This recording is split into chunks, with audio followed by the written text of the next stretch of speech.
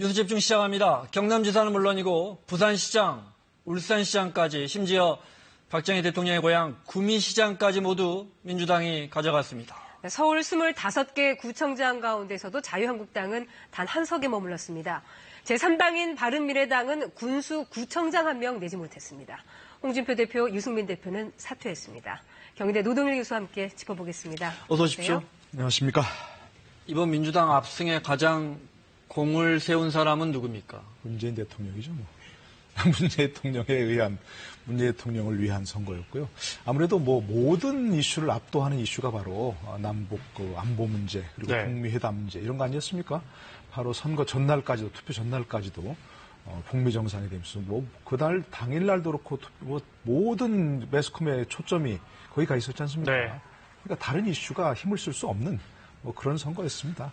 물론 거기다가 이제 플러스 정당 지지율 차이도 났다고 그러는데 사실 정당 지지율 차이도 민주당이 뭘 엄청나게 잘해서가 차이 난 게 아니고 역시 문재인 대통령의 그 높은 지지도 편승한 그런 것이라고 봅니다. 네. 이른바 한반도 평화를 위한 문재인 정부에 국민들이 거기에 지지표를 준 것이다. 물론 지역 자치단체장을 뽑는 선거였지만 그렇게 또 그 어떤 주제가 그 이슈가 이른바 여배우 문제, 드루킹 문제 다 집어삼켰다 이렇게 보시는 거군요. 그렇습니다. 네. 언젠가도 한번 여기 와서 얘기한 기억이 있습니다만 중간쯤에 여론조사에서 드루킹 특검이 막 도입될 논의가 있었을 때 한참 드루킹 문제가 시끄러울 때 그때도 있었고 이제 그때 드루킹 특검이 도입된다면 수사가 이루어진다면 또 한 가지 이제 북미 회담이 실제로 성사가 된다면 그때 성사가 되기 전이었으니까요 완전하게 그러면 표심을 바꾸겠냐? 당신의 어떤 그 선택을 바꾸겠냐 하는 그런 여론조사했을 때 바꾸지 않겠다고 하는 얘기가 있었거든요. 그런 조사 결과가. 그때 이미 사람들이 마음을 정한 거예요. 생각보다 높게 나왔죠. 그렇죠.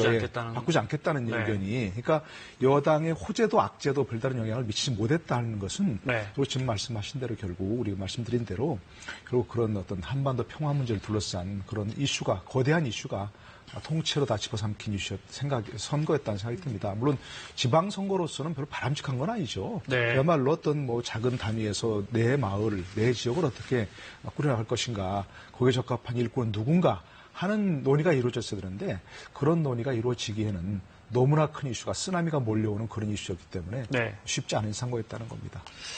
압승의 가장 큰 공은 역시 문재인 대통령이다 이렇게 해주셨는데 일각에서는 홍준표 대표가 가장 공이 큰 거 아니냐 이런 지적도 나옵니다. 농담 반 진담 반 그렇게 얘기를 하죠. 그렇게 얘기를 하는데 저는 홍준표 대표가 물론 이제 긍정적인 측면에서 기여한 건 별로 없지만 전 누가 대표를 했더라도 백약이 무효했을 거라고 봅니다. 지난 그 촛불 전국부터 거대한 어떤 흠이 이어져 왔는데 거기서 어떤 홍준표 대표 말고 어떤 다른 분이 해가지고 어떤 전략을 잘 써서 그 흐름을 바꿀 수 있었다? 저지할 수 있었다? 그렇게 보지는 않습니다. 그러니까 홍준표 대표의 거친 언행이라든지 또 본인도 나중에 사과를 했지만 그런 문제라든지 또 전략 문제를 지적할 부분은 있습니다. 예를 들자면 홍준표 대표가 처음에 그 남북 정상회담이 있을 때부터 계속해서 그걸 비판하고 문재인 대통령을 비판하고 슬로건을 나라를 통째로 넘기시겠습니다. 이렇게 했지 않습니까?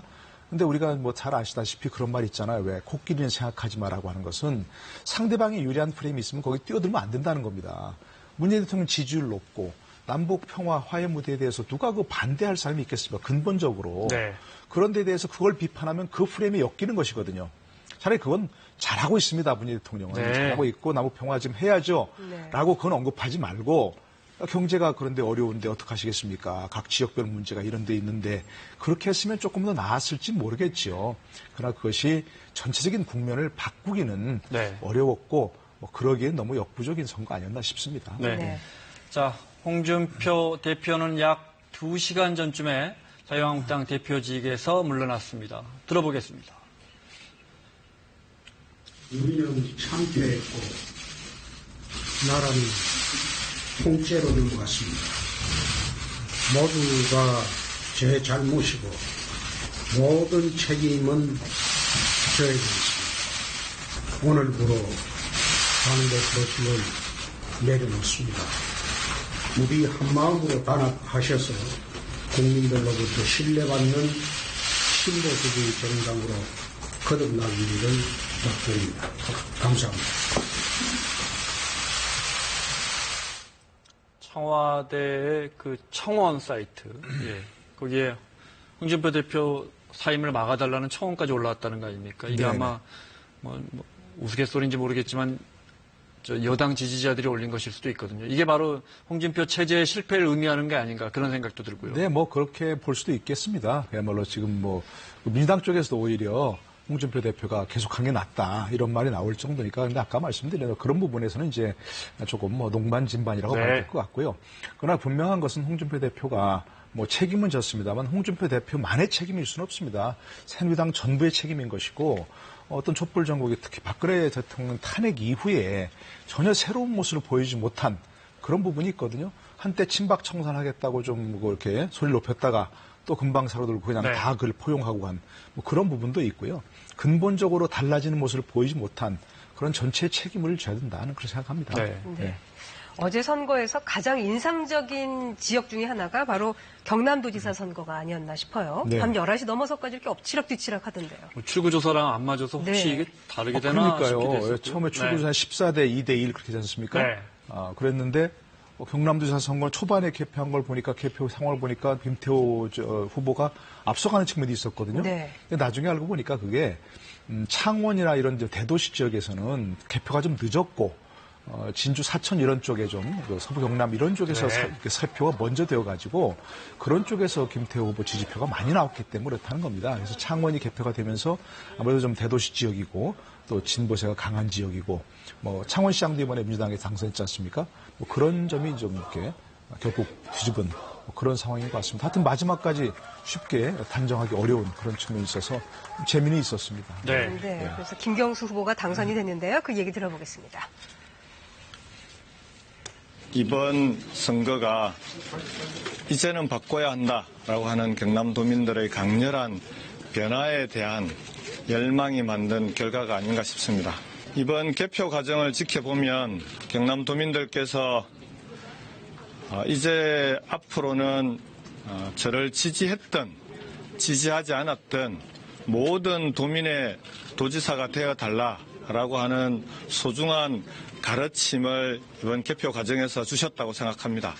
그래서 우리 경남이 진보와 보수를 떠나서 경남의 발전, 경제 위기를 극복해 나가는 데 있어서는 모두 하나가 될 수 있도록 그런 도전을 꼭 펼쳐나가도록 하겠습니다. 네. 경남도지사에 당선이 됐는데 하지만 드루킹 특검은 그 조사는 아직 유효한 거죠? 물론입니다. 그야말로 김병수 이제 도지사를 콕 찍어서 수사 대상으로 하지는 않았지만 결국 드루킹 특검에서 지금 현재 하는 것이 뭐 드루킹이라는 김모 씨만 대상으로 할 게 아니고 김경수 도지사가 의원 시절에 얼마나 깊은 관계를 맺었느냐 그리고 어떤 관계로서 어떻게 좀 서로 뭐 영향을 주고받았느냐 하는 것이 주요한 수사 대상 아니겠습니까? 그것이 뭐 현재로서는 이제 민주당도 그렇고 일부 사람들은 별 영향이 없을 것이다, 뭐 큰 문제 없을 것이다라고 자신하지만 또 수사라는 건 또 뭐 늘린 것처럼 생물이니까 네. 그 과정에서 어떤 일이 나올지 모르거든요. 김경수 도지사로서는 일단 그분은 좀 넘어야 할 산이 기다리고 있는 거죠, 현재로서는. 네. 다음 것도 경기도지사 선거 한번 살펴볼게요. 어떻게 보면 가장 관심이 높았던 지역 아닙니까? 네. 민주당 이재명 당선인이 압도적인 표차로 이겼는데 그러니까 결국 여배우 스캔들이나 형수 욕설 파일 같은 거는 그 영향력이 상당히 미비했다고 봐야겠네요. 네, 그러니까 아까 처음 말씀드린 그런 거대한 물결 앞에서 이런 것에 대해서 사람들이 유권자들이 특히 경기도민들이 뭐 크게 관심을 기울이지 않았거나 아니면 크게 관심을 기울였다 하더라도 그래도 뭐 어떤 일까 뭐 대의랄까요? 이런 것들이 훨씬 압도한 여성들은 많이 돌아설 것이다 했는데 결과적으로 전혀 그렇지 않았던 것 같아요. 거의 그렇지 않았던 것 같아요. 근데 몇 가지 그런 미시적으로 좀 따져 보면 네. 첫 번째는 이게 완전히 새로운 얘기는 아닙니다. 좀 나왔던 얘기들이 사실은. 그리고 이제 그때 구체적인 어떤 당사자의 증언이라든지 이런 게 나오긴 했지만 네. 그렇다고 또 손에 딱 잡히는 어떤 확실한 물증이 나온 것도 아니고 그래서 결국 공방으로 이어졌던 뭐 그런 부분들이 하나 그야말로 큰 영향을 미치지 못했다 하는 것이 하나 있고 또 한 가지 이게 또 묘하게 그 유력한 상대 후보인 남경필 후보가 그런 걸 제시한 게 아니고 김영환 후보가 바른미래당에 있지 않습니까? 바른미래당의 3번 후보가. 네. 그렇기 때문에 그것이 또 큰 효과를 발휘 못했던 것이고 또 수혜자가 결국 이제 2번 가장 강력한 경쟁자인 2번 남경필 후보가 돼야 되는데 네. 남경필 후보도 역시 뭐 사생활 면에서는 그렇게 뭐 또 큰 소리 칠 만한 그런 상황이 아니었기 때문에 결국 선거는 상대적이기 때문에 네. 만약에 남경필 후보가 사생활에서 전혀 뭐 문제가 없다거나 네. 그런 문제로 이재명 후보를 공격할 만한 위치에 있었다면 조금 상황이 달라질 수도 있었겠지요. 그러나 그런 부분에 있어서는 역시 좀 미시적인 부분에 있어서도 그렇게 큰 영향을 미치지 못할 만한 그런 상황이 됐다고 네. 봅니다. 네. 그러면 이재명 당선인의 당선 소감도 들어보겠습니다. 제가 마지막 유세에서 외롭다 이런 말씀을 드렸었는데 역시 우리 국민들 그리고 우리 경기도민들은 위대하다라는 생각을 또 하게 됩니다. 또 제가 책임져야 될 부분들에 대해서 확고하게 책임지도록 노력하겠습니다. 자, 지금 들으신 저 인터뷰 과정에서 이재명 당선자가 자신이 듣고 싶지 않은 질문에 대해서는 답하지 않으려고 하는 모습이 나타나서 논란이 됐는데요. 그 장면 보겠습니다. 였는데 지금 잠시 한번 연결을 좀 해보겠습니다. 먼저 JTBC 네거티브라고 할 수 인터뷰입니다. 있는 여러 가지 공세가 있었는데 자, 지금 당선이 되셨습니다. 이 부분에 대해서 어쨌든 또 털고 그러고 가셔야 될 텐데 어떻게 좀 마무리를 하실 생각이신가요? 네, 뭐 결국 이런 문제들도 우리 국민들께서 다 판단하시고 선택하셨다고 생각됩니다. 오로지 우리 도민들이 열망하는 공정한 세상, 또 공정한 경기도, 우리의 삶이 개선되는 경기도를 만드는데 최선을 다하려고 합니다. 예. 아까 말씀 중에 책임질 부분이 있다면 책임을 지겠다 이런 말씀하셨어요. 구체적으로 어떤 뜻에서 하시는 얘기입니까? 어떤 책임이요? 책임질 부분이 있으면 책임을 지겠다 그런 이렇게 말씀. 아까 말씀하셨거든요. 저는 그런 얘기 한 일 없는데. 예. 책임질 부분이 있으면 이러한 가정에서 말한 얘기 없습니다. 본인이 그렇게 생각하고 계신가 봐요. 아니요, 여기서 스튜디오에서 보고 있었습니다. 예. 네. 아마 뭐 그 부분에 있어서는 네, 뭐 그런 얘기 예. 한 일 없어요. 이후에 MBC와의 당선 인터뷰를 하면서 또 소리가 잘 안 들린다면서 인터뷰를 스스로 마무리하는데요. 지금 어려운 말씀도 하셨는데 선거 막판에 여러 가지 어려움을 겪으셨어요. 앞으로 도지사가 되시면 네, 감사합니다. 저희가 잘 안 들리는데요. 네, 열심히 네네. 하도록 하겠습니다. 고맙습니다. 네. 저희가 그 영상까지는 준비하지 않았는데 지금 보면 온라인에도 인터뷰를 하면서 방송사와 인터뷰를 하면서 이재명 당선자가 이 인터뷰 다 취소해버려라. 네. 딴 이야기하면 다 끊어버릴 거야. 예의가 없어. 이런 이야기하는 동영상이 지금 돌고 아마 있습니다. 제일 높이 올라와 있을 겁니다. 네네. 포털에서. 네. 결국 민감한 주제 이야기하면 답변하기 싫다 이런 거 아닙니까? 저도 어제 인터뷰할 때 바로 옆에 있었는데요. 네. 참 민망하더라고요. 그런 저도 볼 때. 근데 이제 몇 가지 그 맥락을 좀 이해할 수가 있을 것 같습니다. 네. 이제 어째 그 방송사들이 하도 많은 인터뷰를 언론사들이 하니까 네. 추첨을 통해서 3분씩 그걸 할당했다는 거예요. 네.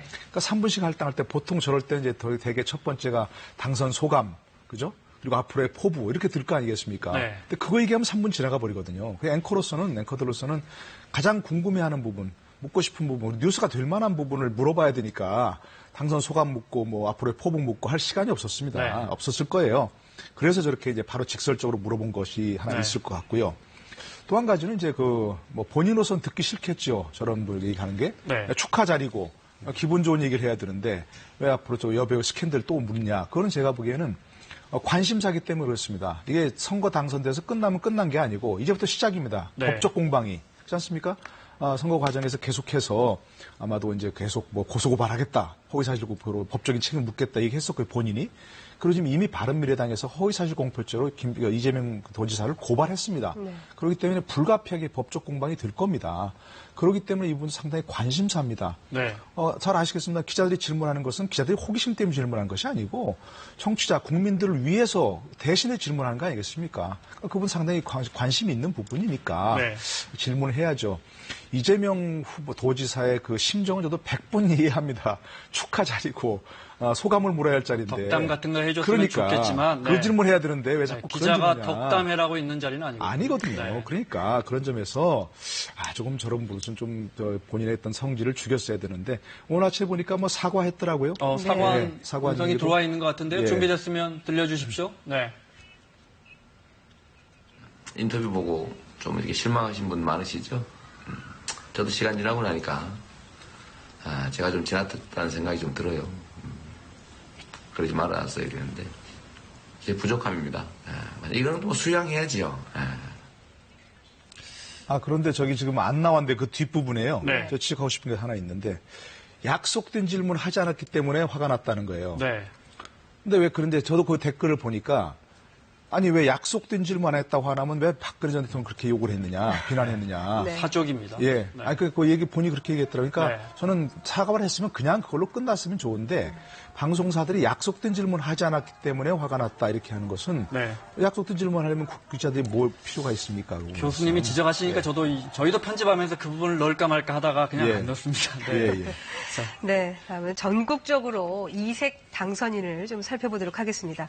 먼저 송철호 울산시장 당선인. 네. 대단합니다. 고 김대중 대통령 때부터 해서 26년 동안 해서 8전 9기 결국 당선이 됐죠. 울산에서 이렇게 민주당 간판을 달고 당선된 건 처음 아니겠습니까? 네. 광역단체장이 특히. 울산 지역은 좀 특이한 지역이죠. 뭐 노동운동이 활발한 지역이기 때문에 진보 간판을 단 사람들이 많이 당선되는데. 국회의원은 그랬죠. 예, 네. 국회의원도 그런데 또 민주당은 또 없었어요.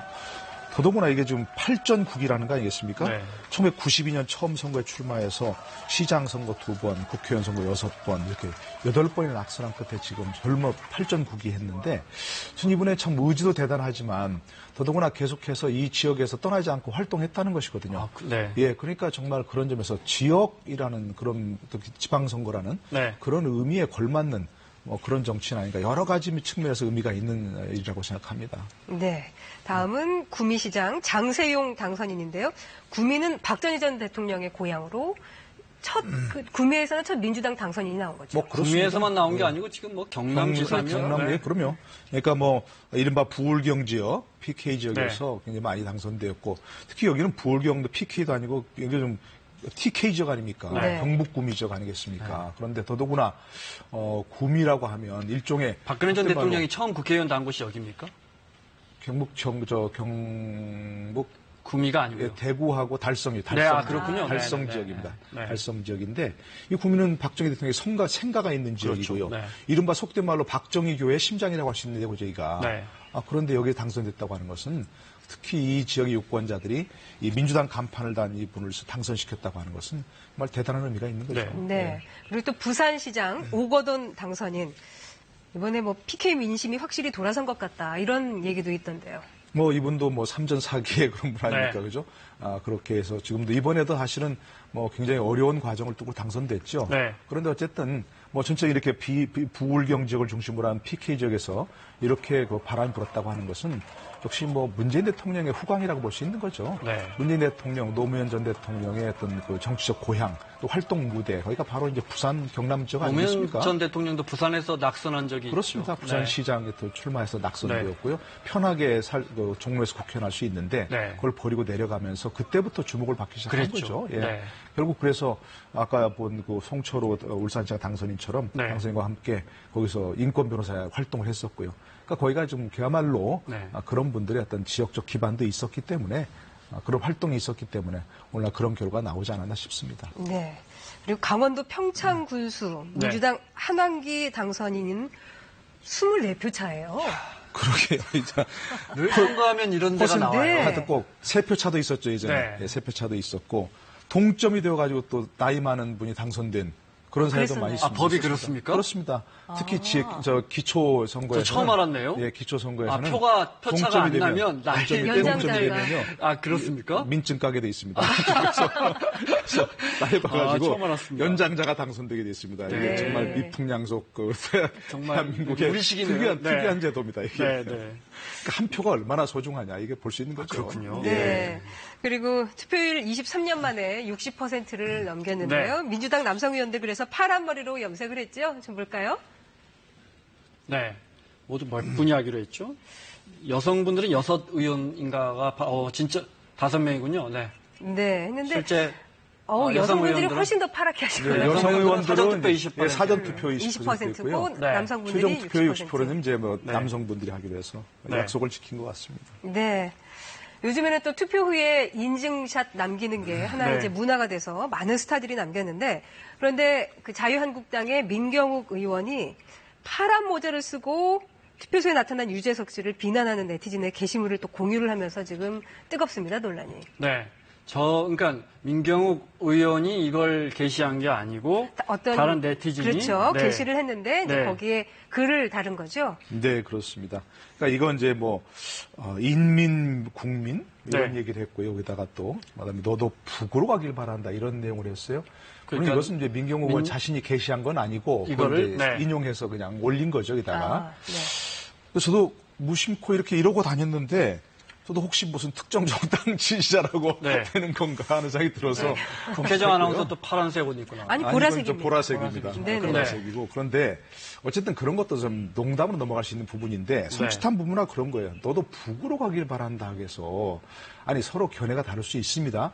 지지 정당이 다를 수도 있고 그걸 그 파란 모자로 그걸 유추하는 것도 우습지만 네. 그걸 가지고서 또 그러면 북으로 가라 이건 정말 섬찟한 얘기 아니겠습니까? 이제 파란 모자 썼으니까 우리 네. 편 아니고 저쪽 편이다. 예. 또 민주당 편이니까 북한과 대화를 할 것이고 그러면 종북이고 그럼 북으로 가라. 이 프레임.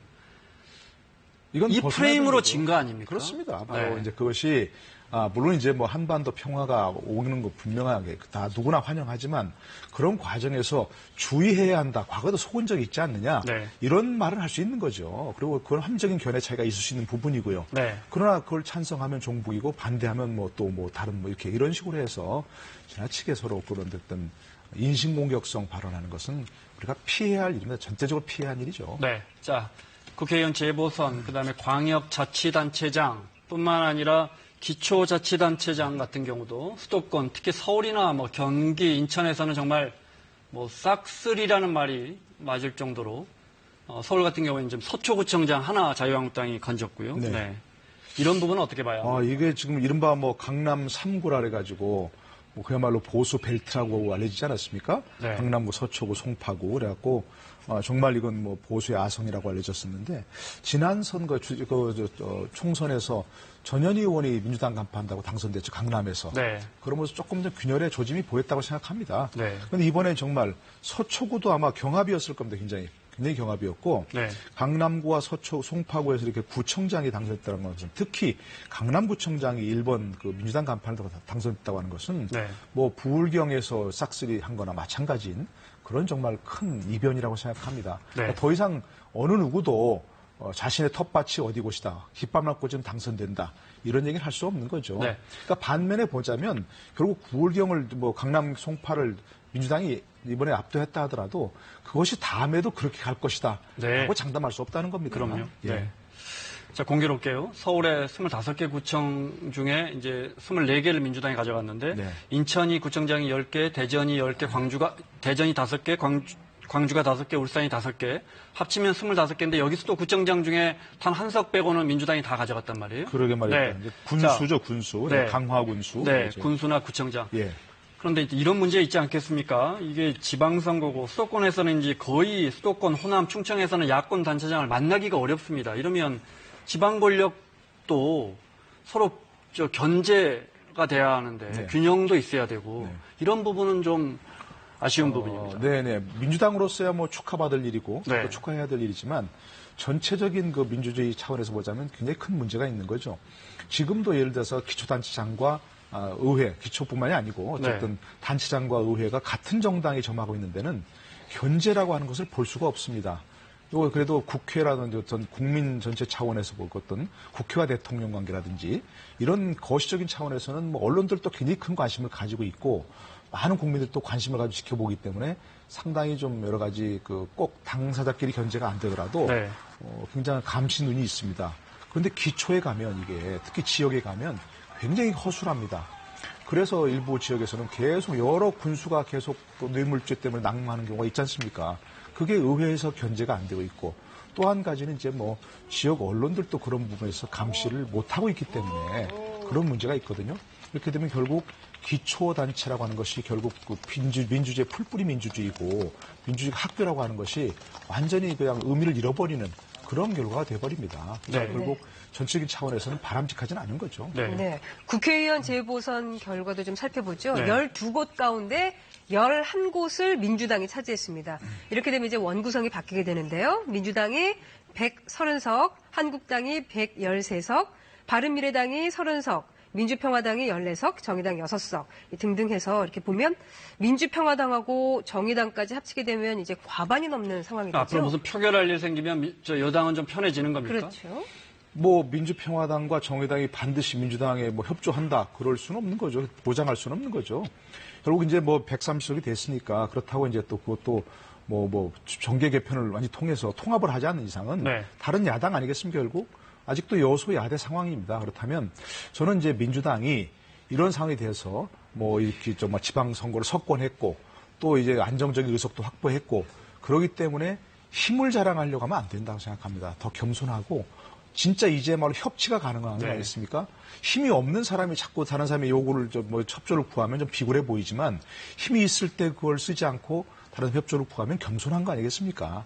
이제말로 진짜 협치가 가능한 상황이 되었고요. 장기적으로 봐서는 민주평화당 이런 거 합칠 수 있는 가능성이 충분히 있고요.